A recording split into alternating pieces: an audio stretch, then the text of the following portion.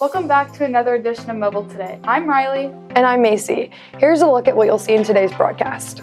We take a look at a student sharing his culture with the school, we look at how AI is changing English classes, we get an exclusive interview at a news store, and we feature the softball team. All that and more. Mehlville Today starts now.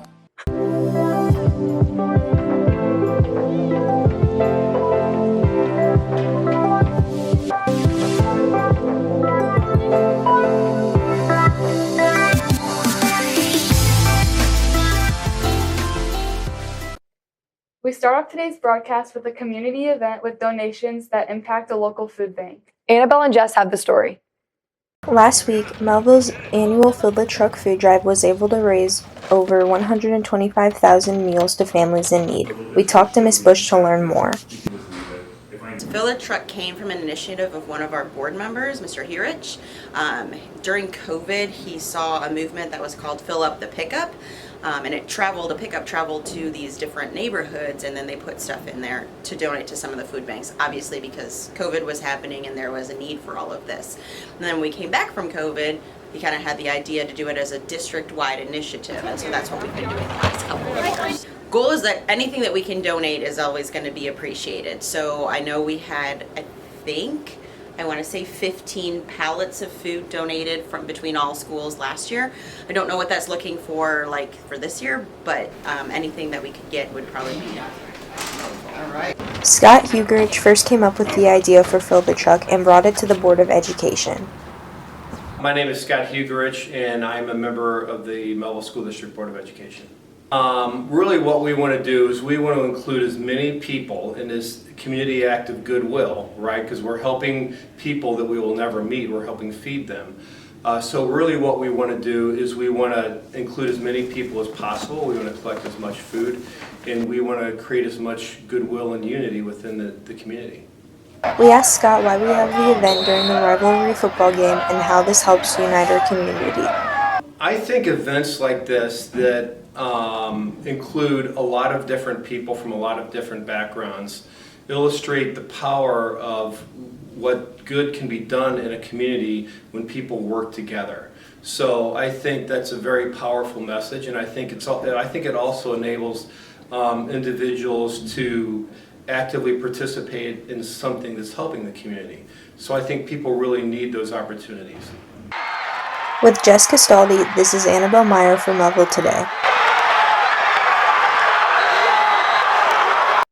A study from ACT states that nearly 50% of students are using AI for their schoolwork. For our next story, Adem and Henry will teach us more about how this is impacting students and staff. Today we wanted to highlight the impact of AI, especially with tools like ChatGPT. It's impressive how helpful it has become in everyday tasks. Whether you're writing, researching, or brainstorming, you can ask it for feedback, have it help with reports, or even generate creative ideas. It's like having a smart assistant available anytime. We then created an essay to see if a teacher would catch it.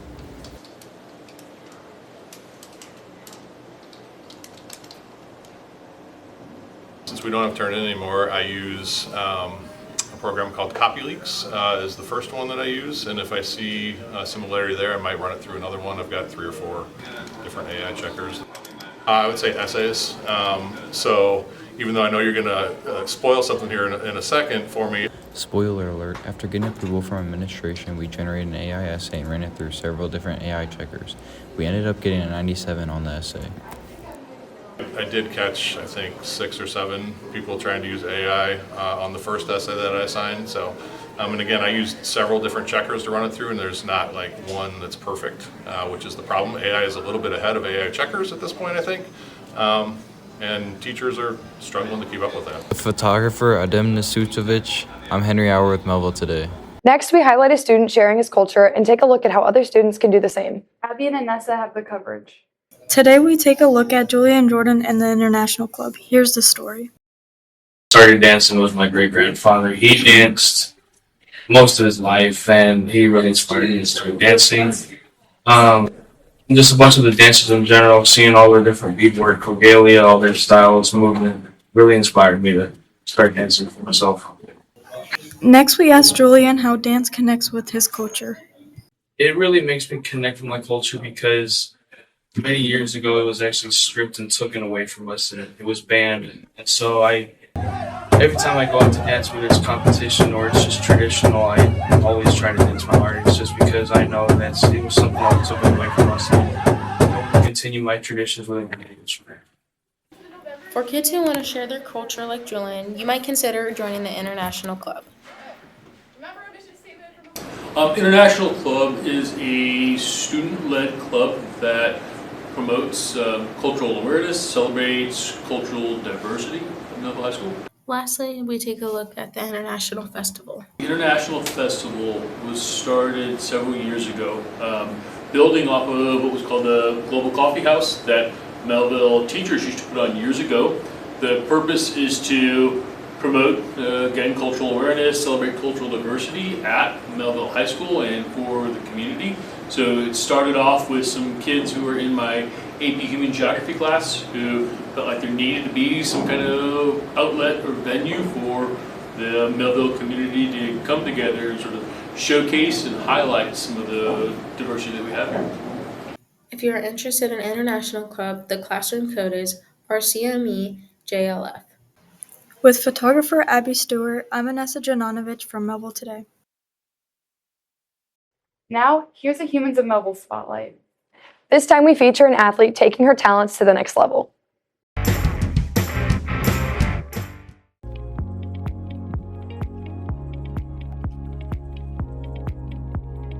I'm really excited to play at the Division I level and reporting early in the summer, so getting a lot of work in with the girls, getting close with them before the season starts.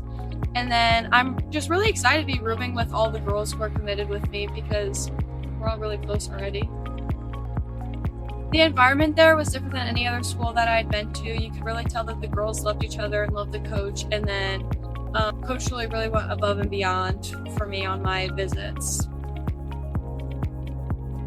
My biggest inspiration on the field would be my coaches because they really have given me a lot of effort and helped me a lot with my recruiting and never give up on me. My biggest inspiration off the field would be my dad because he helped me with a lot of my recruiting.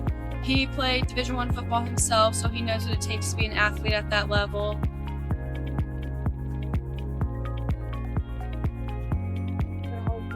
Shout out to my sisters for always playing with me whenever I was little, and shout out to my high school teammates for always making the season fun.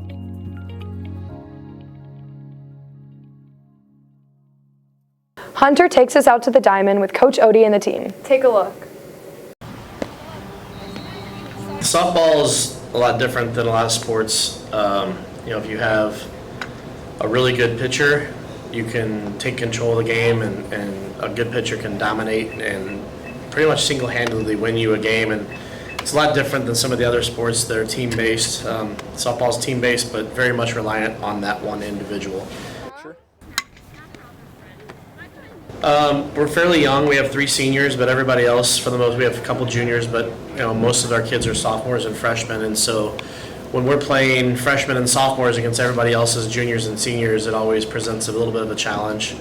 We're learning, but we do have some senior leadership with our 3 seniors this year. And so, we played a few games and we took some lumps, but we've also had some really good games as well. So hopefully by the time playoffs roll around, we'll be firing on all cylinders, and we'll be playing our best softball. Mehlville Media gained exclusive access to a local store sure to be popular with the teens. Layla and Laylee caught up with the owner of Fan Cave. Today we checked out the new fan cave in Kirkwood. So Soul Cave and Fan Cave were 2 distinctly different stores. One was a shoe store and one was a sports store. And about 18 months ago, we combined them into one. So now we're just under the Fan Cave brand, and under fancave.com, you can find all of our products. Our goal was just to have a one-of-a-kind store where you could find sneakers, hats, White Fox hoodies, spider clothing, streetwear, and then mix that with another culture, which is autographs and trading cards and all of that stuff. So we're super excited. We've had a lot of success with that so far. Kirkwood is it's really, really nice. And I just really, really like the area. And this spot became available. So it's right on the corner. I'm a big fan of everyone around here, and so I love this area. We just got the keys on Halloween, and today's our first day, so it was a huge project, but I think the results are pretty good. I think it turned out pretty nice. With photographer Laylee Charlo, I'm Layla Vinoy with Mehlville Today. Finally, students talked to one community member who's making a big difference in families' lives. Here's the story. Hi, I'm Laura Storm, co-founder and executive director of Foster Together. We started Foster Together about 7 years ago in the basement of our home, and it started out as just a passion project for our family and some friends of ours. And we've been amazed at the growth we've seen over the past 7 years. We serve about 120 kids a month here from our free boutique, where kids in foster care can come and pick out everything they need at no charge. We have clothes and shoes, baby items, toiletries, toys, bedding, and more. And it's all because of the support of this incredible community.